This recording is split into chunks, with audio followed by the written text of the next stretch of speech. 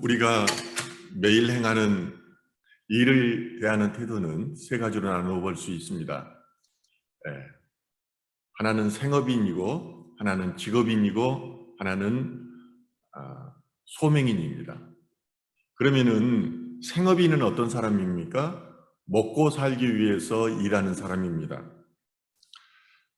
직업인은 하고 있는 일을 통해서 경제적인 기반이나 사회적인 위치를 보장받습니다. 그리고 그것을 통해서 자기 만족을 얻는 사람이 직업인입니다. 마지막으로 소명인이 있습니다. 이 사람은 자기 하는 일을 소명으로 생각합니다. 이런 사람을 소명이라고 합니다. 소명인은 부르심을 기본으로 합니다. 그것도 이 땅으로부터 부르시는 것이 아니라 하늘로부터 부르심을 받은 사람이 바로 소명인인 것입니다. 가령 집을 짓는다고 할 때 직업에 대한 이 세 가지 부류 사람들은 각각 다른 태도를 지니게 되어 있습니다. 생업인은 돈을 벌기 위해서 돈이 목적이기 때문에 일하는 것이 힘들 수밖에 없습니다. 어떻게든지 돈을 벌어야 가족을 먹여 살리고 또한 자녀들을 교육시킬 수 있기 때문입니다. 직업인은 그렇지 않습니다. 여기에 가치가 들어갑니다. 이 집을 지어서 자기 이름을 내고 자아 성취를 하려는 목적이 있습니다. 그렇기 때문에 일을 통해서 만족을 얻으려고 노력합니다. 반면에 소명인은 이 집을 지을 때 이 집이 하나님의 집이라는 생각을 가지고 집을 짓습니다. 건축하는 일에 의미를 부여하고 그 일을 통해서 가치를 찾는 사람이 바로 소명인입니다. 그러므로 이런 소명인은 누가 보든지 보지 않든지 하나님을 위해서 일한다고 하기 때문에 최선을 다해서 성실하게 일을 하게 되어 있습니다. 이처럼 우리가 어떤 직업에 대한 자세를 가지고 일을 하느냐에 따라서 그 결과가 달라지게 됩니다. 가치와 의미에 있어서 전혀 다른 결과를 가져오게 된다는 것입니다. 그리스도인의 직업관은 소명으로서의 직업관입니다. 하나님께서 나를 부르셔서 직업을 주셨고 그 일을 하게 하셨다는 것입니다. 그러므로 그리스도인은 어느 곳에서 어떤 일을 하든지 정직하게 최선을 다해서 성실하게 일을 하는 것입니다. 하나님은 각자에게 달란트를 주셨습니다. 이것이 바로 선물입니다. 어떤 사람에게는 1달란트를 주셨고 어떤 사람에게는 2달란트를 주셨습니다. 또한 어떤 사람에게는 5달란트를 주셨습니다. 이처럼 하나님께서 달란트를 주셨다는 것은 개인에게 강점을 주셨고 개인에게 약점을 선물로 주셨다는 것을 의미합니다. 강점을 주심으로 자기의 장점을 잘 살려서 성공적인 삶을 살도록 할 뿐만 아니라 약점을 주심으로 하나님을 찾게 하셨습니다. 인간은 내가 가난해지지 않으면은, 내가 부유해지면은, 나에게 약점이 없으면은, 나에게 고난이 없으면은 하나님을 찾지 않게 되어 있습니다. 그러므로 약점을 통해서 하나님을 찾고 그러므로 행복을 누리도록 하나님께서 그렇게 디자인하신 것입니다. 하나님은 완전하신 분입니다. 이 말은 하나님은 절대 실수하지 않으시는 분이라는 것입니다. 내 성격, 내 기질, 이 모든 것이 완벽하게 지음을 받았다는 것입니다. 그런 하나님께서 사람마다 각기 다른 달란트를 주셨다는 것은 그 재능을 사용해서 하나님의 뜻을 이루라는 부르심의 의미가 담겨져 있습니다. 따라서 우리가 행복하게 살기 위해서 해야 될 가장 중요한 일은 내 안에서 내 재능과 또 소명을 발견하는 일입니다. 나의 재능을 통해서 하나님께 영광을 돌림으로 하나님의 뜻을 이루는 것이야말로 소명인의 실천적인 삶의 자세인 것입니다. 오늘 본문에서 바울은 우리가 알거니와 하나님을 사랑하는 자에게는 모든 것이 합력하여 선을 이룬다고 이렇게 말합니다. 오늘 로마서 8장 28절 같이 한번 읽어볼까요? 우리가 알거니와 하나님을 사랑하는 자 곧 그의 뜻대로 부르심을 입은 자들에게는 모든 것이 합력하여 선을 이루십니다. 신앙생활이라는 것은 관계입니다. 여러분들이 아무리 교회를 나오고 또한 오랫동안 신앙생활을 하고 직분을 가졌다고 하더라도 예수 그리스도와의 관계가 없으면은 금방 그 신앙생활이 상황에 따라서 식어버리고 변해지기 쉽습니다.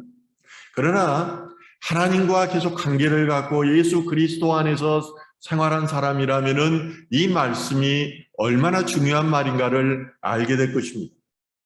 모든 것이 그리스도 안에 있는 사람에게는 모든 것이 결국은 합력하여 선을 이루게 된다는 것을 삶 속에서 매일처럼 느끼고 살아가기 때문입니다. 모든 사람에게 아니라 여기에서는 하나님을 사랑하는 자입니다. 그들이 누구입니까? 그의 뜻대로 부르심을 입은 자인 것입니다. 얼핏 보면은 이 말씀은 내가 먼저 하나님을 사랑하면 하나님께서 그 대가로 또 부르시는 것처럼 들릴 수도 있습니다. 그러나 이러한 것은 옳은 해석이 아닙니다. 성경에 보면은 하나님의 부르심을 받았던 대부분의 사람들이 하나님을 사랑해서 부르심을 받은 것이 아닙니다. 하나님의 부르심은 전적으로 하나님의 예정과 작정 가운데 이루어진 것입니다.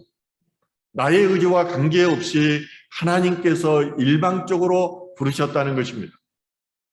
심지어 하나님께서는 천지를 창조하기 이전부터 여러분들이 어머니의 태중에 있기 전부터 나를 선택하시고 구별하셨습니다.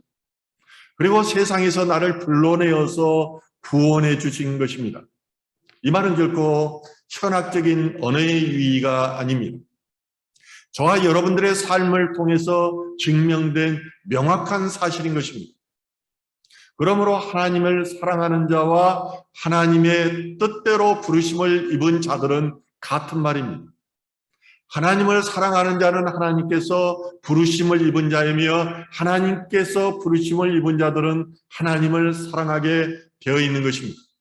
따라서 하나님께서는 자신이 부르실 자들이 하나님의 사랑하게 될 것이라는 것을 미리 아셨습니다. 그래서 그들을 부르신 것입니다. 그런데 이런 사람들에게 공통적으로 일어나는 일이 있습니다. 그것은 바로 모든 것이 합력하여 선을 이룬다는 것입니다. 예수 그리스도를 인격적으로 만났던 사람들, 하나님과 관계했던 사람들의 간증의 내용은 결국 이 말입니다. 내가 살아보니까, 주님을 만나보니까 결국은 주님 안에서 인격적으로 만나는 관계를 통해서 합력하여 선을 이루더라는 것입니다. 이 말은 모든 일이 함께 작용해서 선을 이룬다는 말입니다. 어떻게 해도 이런 사람들에게는 결국 복이 되었다는 그런 의미를 가지고 있습니다. 하나님께서 모든 것을 주장하시고 작용하셔서 선한 결과를 가져오는데 이 선은 결국은 하나님의 뜻을 통하여 되어 있습니다. 예수님께서 지상 사역을 시작하실 때 가장 중심이 되었던 것은 요한으로부터 세례를 받으시는 일이었습니다. 하나님이었던 예수님께서 세례를 받을 필요가 없었습니다. 그래서 요한은 세례를 주지 않으려고 계속 거부를 합니다. 그렇지만은 예수님은 인간과 같이 되려면 세례를 받아야 한다고 말씀하십니다. 마태복음 3장 15절 같이 한번 읽을까요? 예수께서 대답하여 이르시되 이제 허락하라. 우리가 이와 같이 하여 모든 의를 이루는 것이 합당하리라 하시니 이에 요한이 허락하시느니라. 예수님께서 세례를 받아야 하는 이유가 모든 의를 이루는 것이라고 말씀하십니다. 실제로 예수님께서 세례를 받으시고 곧 물 위로 올라오실 때에 하늘 문이 열립니다. 하나님의 성령이 비둘기같이 예수님 위로 올라와서 그의 위에 앉으십니다. 또한 성부 하나님께서는 뭐라고 말씀하시냐면 이는 내 사랑하는 아들이요 내 기뻐하는 자라고 하십니다. 세례를 통해서 삼위 하나님께서 이렇게 말씀하시고 행하시는 것입니다. 그러함으로 이것을 보고 있는 수많은 군중들에게 예수님이 누구인지 선포하고 있는 것입니다. 이러하여 결국은 합력하여서 선을 이루시는 장면을 우리가 보게 되는 것입니다. 이런 일이 하나님을 사랑하는 자, 하나님의 뜻대로 부르심을 입은 자들에게 공통적으로 일어나는 현상입니다. 하나님께서 저를 처음 불렀을 때 이 말씀은 제가 몇 번 이야기를 했기 때문에 또 뭐 싫어하는 분들도 있을 거예요. 근데 이게 하나님 간증이기 때문에 또 하는 것입니다. 그때 고등학교 2학년 때였습니다. 그것도 제가 아내를 알지도 못했던 때였는데 대학 때 제가 대학 때 알았기 때문에, 대학 졸업 무렵에 알았기 때문에 이때 고등학교 때는 전혀 알지도 못했던. 그런데 저를 불러서 저를 부르셨던 장소가 어디냐면은 장인어른이 심호하는 교회로 저를 부르셨습니다. 저는 거기를 한 번도 가본 적이 없는데 하나님께서 저를 그곳으로 부르셔서 마태복음 21장 42절 말씀을 주셨어요. 그리고 뭐라고 하셨냐면 내가 세상 경험을 많이 한 후에 목회자가 될 것이라고 했습니다. 저는 그동안에 세상 경험을 정말 많이 했습니다. 경찰 생활을 하면서도 안보 수사를 했기 때문에 각 권력기관들을 알았고 또 청와대 사정일을 하면서 국가에서 전체적인 그런 시각으로 바라볼 수가 있었습니다. 많은 경험을 한 후에 50세 때 두 번째 하나님께서 부르셨습니다. 그리고 이 부르심에 응답했을 때 하나님께서 만날 사람을 만나게 해주시고 또 하나님의 일을 하도록 그렇게 주셨습니다. 그리고 자녀들의 걱정을 하지 않도록 자녀들의 문제를 전부 하나씩 해결해 주셨어요. 합력하여 선을 이루시는 것을 저는 보았습니다. 이건 간증을 하려면은 이건 몇 시간 동안 해도 이걸 잘 못합니다. 잘못하면은 자랑이 될 수 있기 때문에 제가 이야기를 안 하는 것입니다. 정상적이었다니. 저는 공업중학교를 나왔습니다. 국립공업중학교에서 학비를 거의 안 냈습니다. 그리고 공업중학교를 졸업하고 제가 자격증을 받았기 때문에 직장인을 들어가야 될 그런 예정이었습니다. 그런데 하나님께서 계속 공부할 수 있도록 해주셨습니다. 대학 때는 4년 전액 장학금을 주고 또 생활비까지 지원을 해줘서 제가 공부할 수 있게 해줬고, 신학대학원에서는 또 처음 보는 신학대학 이사장님이 저한테 와서 장학생으로 받아주겠다고 했습니다. 박사 공부를 해야 되겠는데 60 이전에 제가 박사가 돼야 되겠는데 도저히 제가 외국에서 박사할 돈이 안 되는 거예요. 얘들 공부하느라고 여력이 없었어요. 그런데 또 사람을 붙여주셔서 장학생으로 받을 테니까 오라고 해서 박사 공부를 했습니다. 단 한 번도 하나님께서 하나님의 뜻에서 벗어난 적이 없습니다. 저는 늘 그 사실을 경험하고 보고 있기 때문에 이것이 불강력적인 하나님의 은혜인 것을 압니다. 18세기 영국에서 노예제도를 폐지하는 데 앞장섰던 한 사람이 있습니다. 윌리엄 윌버포스입니다. 그는 치열한 삶의 현장을 살면서 소명을 발견한 한 사람입니다. 1785년에 그가 25세 때 의회에서 그는 근무하고 있었습니다. 그런데 그가 하나님을 알면서 더 적극적으로 하나님을 전하기 위해서 신학 공부를 할 것인가를 두고 진지하게 고민했습니다. 그러다가 존 뉴턴 목사님을 찾아갔습니다. 존 뉴턴 목사님은 우리가 잘 알고 있는 찬송가 405장 나 같은 죄인을 살리신 이 곡을 작사하신 분입니다. 이분은 원래 노예무역 상인을 했던 분인데 회심하고 그렇게 감동을 받아서 하나님 앞에 헌신하신 분입니다. 윌버포스를 만난 뉴턴 목사님은 하나님은 신학교에 가는 것 이상으로 더 중요한 부르심이 있어서 당신을 영국 의회에 보내셨을 것입니다. 이렇게 말하면서 신학교에 가는 것을 만류했습니다.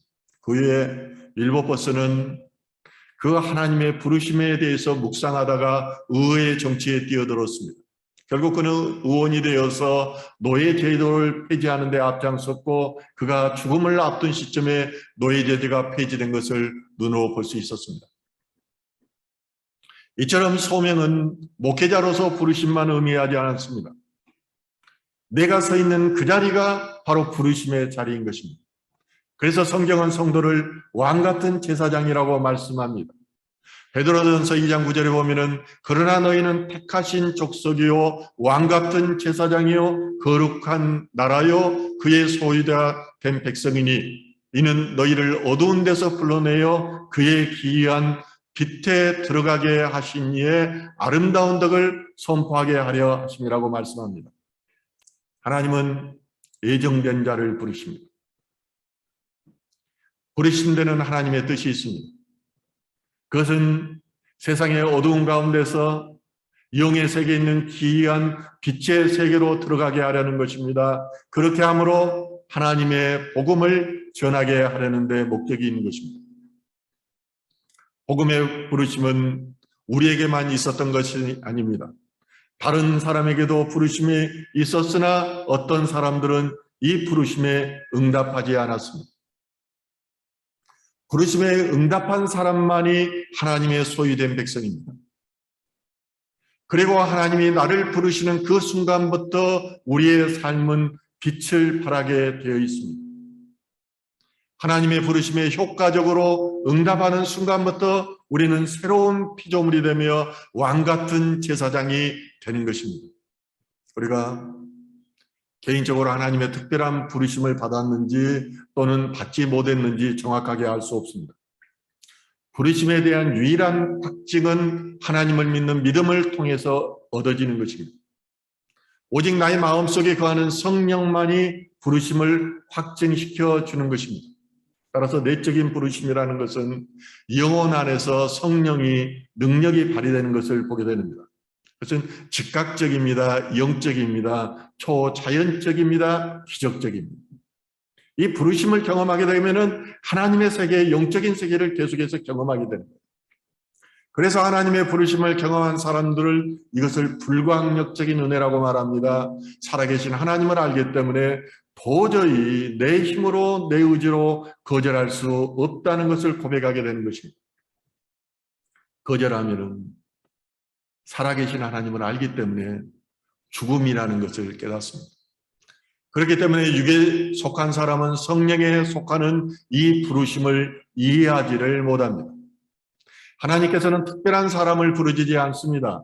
흠이 많고 약점이 많은 사람을 부르셔서 하나님의 사람으로 사용하시는 것입니다. 예수님의 12 제자들도 다 시골뜨기였습니다. 촌사람이었습니다. 배우지 못한 사람이었습니다. 오직 배우고 도시 사람은 유다뿐이었어요. 그런데 12 제자 중에 유다만이 예수님을 배반하잖아요. 예수님께서는 이렇게 못난 사람을 불러서 사용하시는 것입니다. 아브라함이 부르심을 받았을 때 그는 우상이 가득한 곳에 살던 사람이었습니다. 모세가 부르심을 받았을 때 나이도 많고 늙은 목자였으며 그는 살인자였고 도망자였습니다. 다윗이 부르심을 받았을 때 그는 양치기 소년이었습니다. 요셉은 노예였으며 다니엘은 포로였습니다. 이처럼 흠 많고 부족한 사람들을 불러서 하나님은 이스라엘 민족을 인도하는 위대한 지도자로 삼으셨고 왕 같은 제사장으로 삼으셨던 것입니다. 그러면은 어떻게 해서 부르심을 받은 이들이 변화되는지 한번 보실까요? 로마서 8장 30절은 이렇게 말합니다. 또 미리 정하신 그들을 또한 부르시고 부르신 그들을 또한 의롭다 하시고 의롭다 하신 그들을 또한 영화롭게 하셨느니라. 하나님께서는 전지전능하신 분이에요. 모든 곳에 계시는 분이에요. 이 말은 자신이 선택한 사람을 미리 아셨다는 것입니다. 미리 정하시고 또한 부르시고 부르신 이들을 의롭다 하시고 의롭다 하시는 이들을 영화롭게 하셨다고 본문은 말씀하십니다. 성경에 보면은 인생의 사이클이라는 것이 이렇게 이루어져 갑니다. 제가 박사과정 공부할 때 평생 지도단원이라는 것을 배웠는데 성경 안에서 그 인생들을 보다 보니까 이 사이클들이 있는 것을 저 발견했습니다. 하나님께서는 이런 자들을 부르시고 복되게 하시고 영화롭게 하시는 것입니다. 하나님의 부르심을 받은 이들은 이러한 복의 사이클을 알기 때문에 자녀들에게도 하나님의 일을 하라고 그렇게 권면합니다. 어제도 TV를 보다가 무슨 특종 세상인가 여기 나오는데 배우였던 분이 선교사가 되어 있더라고요. 근데 두 번째 일을 임신했어요.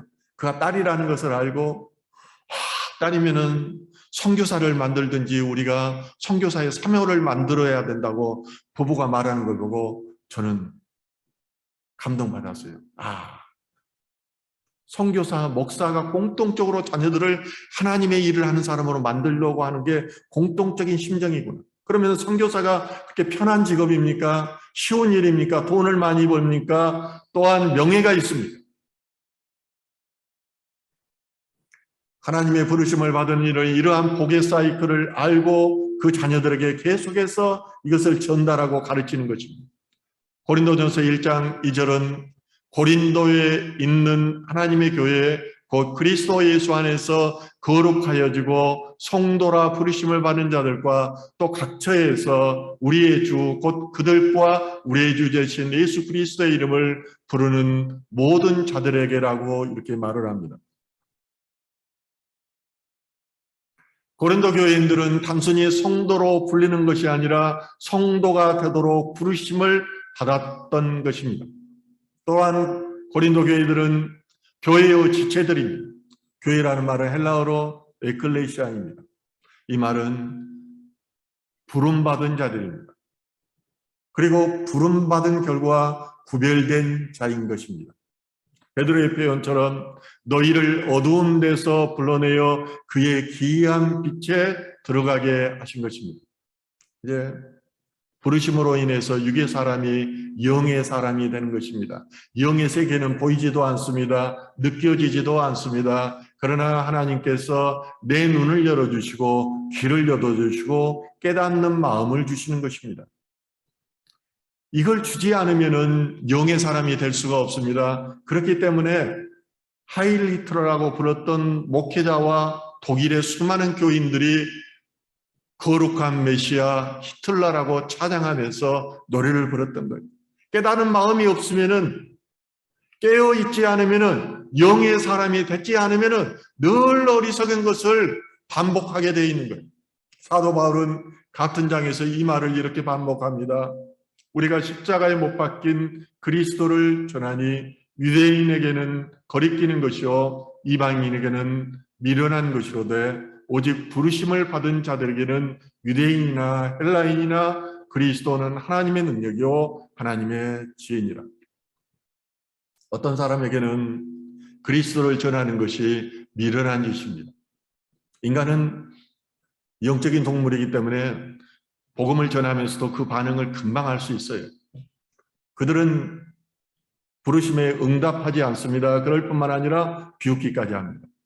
돼지에게 진주를 던지면 돼지가 그를 물려고 합니다. 왜냐하면 진주의 가치를 모르기 때문입니다. 하지만 바울은 구원받은 사람들을 다시 한번 부르심을 받은 사람이라고 이렇게 말합니다. 이 부르심을 받은 자들에게 나타나는 그리스도가 하나님의 능력이요 하나님의 지혜라는 것입니다. 우리가 성도라고 부르심을 받고 교회에 나온 것은 하나님의 뜻이 있기 때문입니다. 하나님께서 성도들의 필요에서 저와 같이 신앙생활 하도록 인도하시고 같이 오늘 이렇게 예배를 드리도록 하신 것입니다. 그러므로 우리는 이제 부르심을 받았기 때문에 그 응답에 대해서 소극적으로 응답하는 것이 아니라 적극적으로 효과적으로 응답해야 됩니다. 이래야 부르심에 대한 열매가 있는 것입니다. 집에서도 저도 자녀를 키워보지만은 아버지가 자녀를 몇 번 부르고 훈계를 해도 듣지 않으면 나중에는 포기해버리는 거예요. 하나님도 마찬가지예요. 하나님이 부르시면은 예수님 제가 여기 있습니다. 말씀하십시오. 제가 순종하겠습니다. 부르심에 대한 응답이 이래야 돼요. 제가 순종하겠습니다. 성경에 보면은 예수님을 따르던 제자들도 두 부류로 나누어집니다. 한 집단은 다시는 그리스도의 말을 듣지 않겠노라고 결정한 집단입니다. 그들은 그리스도를 떠나 집으로 갔습니다. 예수님께서 다른 집단을 향해서 말씀하십니다. 너희도 가려느냐. 그러자 베드로가 뭐라고 말씀하죠? 주여 영생의 말씀이 주께 있사오니 우리가 누구에게로 가오리이까?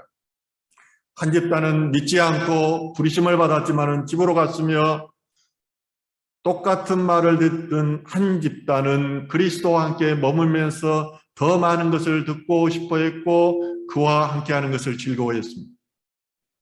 예수님의 부르심이 구원받은 자들에게는 유효했으나 구원받지 않는 자들에게는 유효하지 못했습니다. 열매 맺지 못했습니다. 오늘날 코로나19가 우리의 문지방까지 다가왔습니다. 이들로 인해서 기독교인들이 한 2년여 동안에 120만 명이 교회를 나오지 않는다고 해요. 어떤 아침에도 우리 사역자들끼리 나누는데 어떤 교회는 40%가 교회를 나오지 않는다는 것입니다. 얼마나 즐거워요. 충분히 이해합니다. 편하거든요. 아무 일도 안 일어나거든요. 천둥벼락이 치지도 않고 먹고 사는데 지장이 없습니다. 이런 경우는 그리스도의 말씀이 더 이상 유효하지 않는 경우입니다. 구약의 선지자 요나에게 하나님이 부르심이 있었습니다. 하나님께서 그를 부르셔서 니느웨로 가서 그들의 멸망을 외치라고 말씀하십니다. 요나는 매우 기분이 나빴어요. 내 조국 이스라엘의 원수나라인 아수르를 수도 니느웨를 향해서 하나님의 심판을 전하고 그들이 회개한다면은 하나님의 심판이 철회될 것 아니냐는 것이에요. 내가 왜 그런 일을 내가 하느냐는 거예요. 아주 기분 나빴어요. 그래서 생각해 놓은 게 요나는 배를 타고 니느웨 반대 방향인 다시스로 갔습니다. 그래서 뱃속에서 하나님의 눈을 피해서 배 밑창에 누워가지고 그냥 잠잤습니다. 하나님의 부르심을 거부한 것입니다. 그러자 하나님이 어떻게 하십니까? 하나님께서 바다 가운데에 폭풍을 일으키십니다. 그래서 선원들을 통해서 요나를 들어서 바다 그 폭풍 위에 던져버립니다. 바다에 빠진 요나가 큰 물고기의 배에서 산미를 지내면서 어떻게 고백하는지 보십시오. 요나서 2장 8절과 9절 말씀입니다. 거짓되고 헛된 것을 숭상하는 모든 자는 자기에게 베푸신 은혜를 버렸사오나 나는 감사하는 목소리로 주께 제사를 드리며 나의 소원을 주께 갖겠나이다. 그는 여호와께 속하였나이다. 하나님의 부르심을 거부하면 요나처럼 인생의 폭풍우를 만나게 됩니다. 그리고 하나님의 부르심을 거부하면 폭풍이 있는 바닷속으로 던져지게 되는 것입니다. 하나님을 인격적으로 만났던 사람은 영 안에서 이것을 느끼기 때문에 절대 순종하게 되는 거예요. 요나는 이것을 경험했습니다. 그래서 물고기의 뱃속에서 영혼의 어두운 밤을 겪습니다. 하나님의 은혜에 감사하고 하나님의 구원에 감사합니다. 또한 부르심에 합당한 삶을 살겠다고 하나님 앞에 그는 소원하는 것입니다. 오늘 본문에서 바울은 하나님의 부르심을 받은 자들은 합력하여 선을 이룬다고 말씀하십니다. 그러면은 이 부르심을 받은 자 합력하여 선을 이룬다는데 이것에 대한 확실성에 대한 변증을 5가지로 바울은 말하고 있습니다. 바울은 믿는 자의 영원한 구원이 온전하게 하나님께 있다는 것을 납득시키고자 이렇게 스스로 질문하고 답하는 것입니다. 첫 번째 질문은 31절 말씀입니다. 요약하자면 성경이 상당히 이게 몇 번 번역을 해가지고 어렵습니다. 쉽게 그냥 제가 요약하겠습니다. 만일 하나님께서 우리를 유하신다면 누가 우리를 대적하겠습니까? 하나님이 어떤 분입니까? 우주 만물의 창조자입니다. 그리고 다 구원의 여정과 또 선택과 또 파기까지도 다 주관하시는 분이에요. 대통령이 되고 안 되고 목사들이 기독교인이 열받을 필요 없어요. 다 이방인의 나라 느부갓네살도 이용해서 그를 사용하시는 것이 다 하나님의 뜻에 있는 거예요. 그런데 이런 하나님께서 우리를 선택하시고 부르시고 의롭게 하시는데 누가 우리를 감히 대적하겠냐고 바울은 이렇게 말하는 것입니다. 반대로 이러한 하나님께서 우리를 대적하시면은 그 누구도 우리를 유할 수가 없습니다. 하나님의 품을 떠나면 우리는 고아와 같이 버려지는 것입니다. 그러므로 우리는 결코 하나님의 진노 가운데 있어서는 안 됩니다. 오늘 두 번째 질문은 32절에 나와 있습니다. 우리 모두를 위하여 자기 아들까지 주신 하나님께서 다른 모든 것을 우리에게 주시지 않겠습니까? 라고 바울은 지금 말하고 있습니다. 하나님께서 친아들을 아낌없이 우리를 위해서 사랑하셔서 주셨는데 결국은 이것이 은혜로 모든 것을 주셨다는 거예요. 나머지도 목숨까지도 주셨는데 나머지는 주지 않겠느냐는 거예요. 나머지 영화와 부흥과 통치. 우리는 이것을 믿고 하나님 나라에 가면 예수님과 같이 왕이 되어서 다 통치하는 거예요. 근데 제가 한번 쭉 묵상해 봤어요. 아니 하나님 나라는 얼마나 큰데 우리가 그리스도인들이 다 통치할 수 있을까? 생각해 보니까 어마어마하게 커요. 어마어마하게 셀 수도 없어 상상도 할 수 없을 만큼 하나님 나라는 커요. 그리고 그것은 서로가 시기하고 미워하고 결혼도 하지 않는 곳이고 그러긴 뭐 토끼하고 사자하고 같이 풀뜨리면서 사는 곳인데 이곳에서 다시 미움도 없는 곳인데 우리가 왕으로 다스리게 되는 거예요.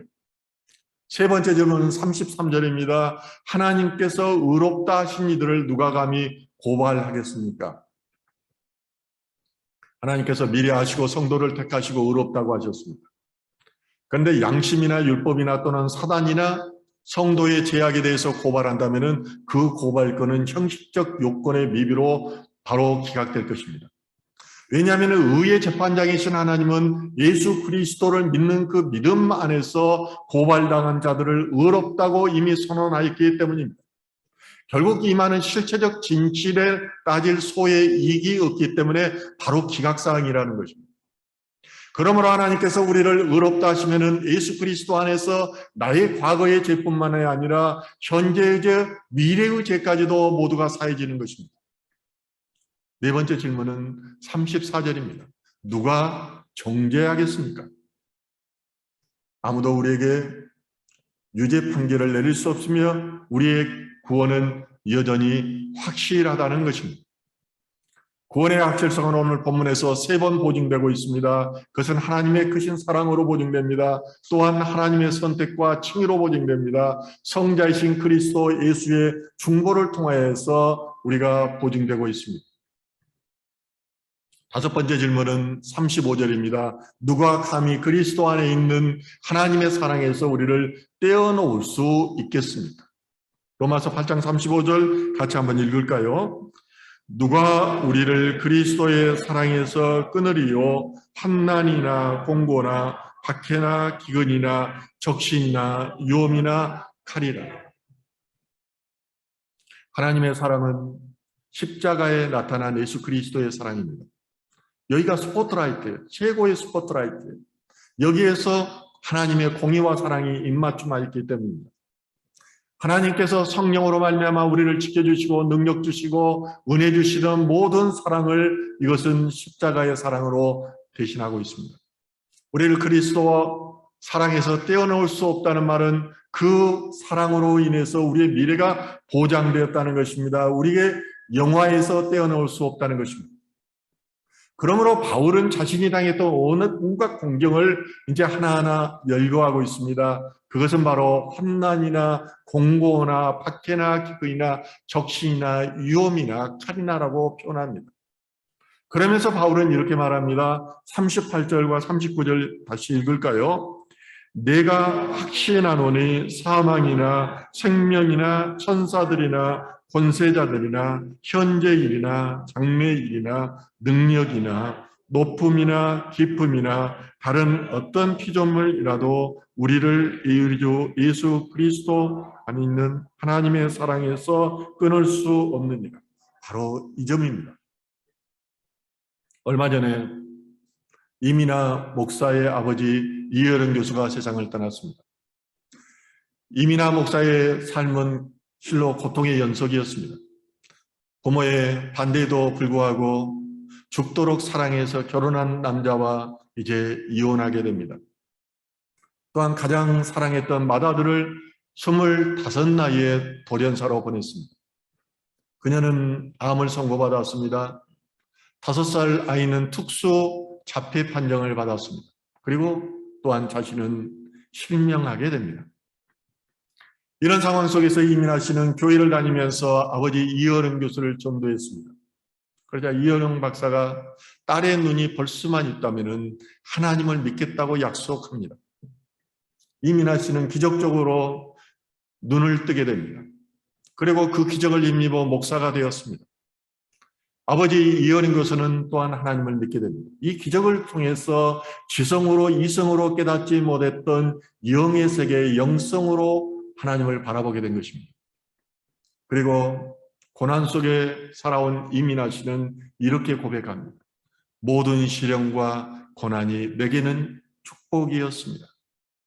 어떤 고난과 시련과 환난도 이민아 씨를 예수 그리스도의 사랑으로부터 끊을 수 없었던 것입니다.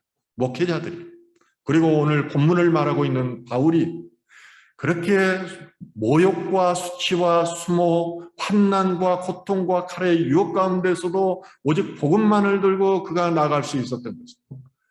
살아계신 하나님, 예수 그리스도에서 사랑에서 끊을 수 없었다는 죽음보다도 큰 그 확신이 증거가 있었기 때문입니다. 그러므로 중요한 것은 우리가 어떤 상황에 있든지 그리스도의 사랑 안에 있느냐 하는 것입니다. 우리가 그리스도의 사랑 안에 있는 한 우리의 그것은 축복입니다. 육적으로 고통이 있을지라도 영은 늘 기뻐하는 것입니다.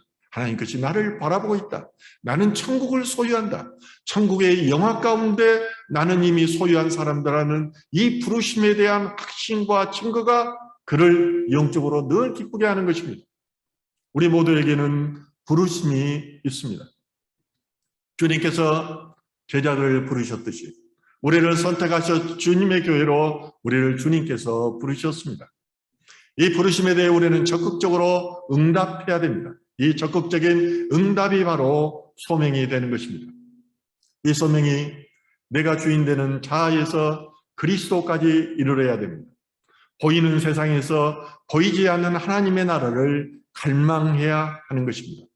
오늘도 나를 부르시는 주님의 음성에 적극적으로 응답함으로 하나님 나라를 소유하는 저와 여러분 되기를 주님의 이름으로 축원합니다.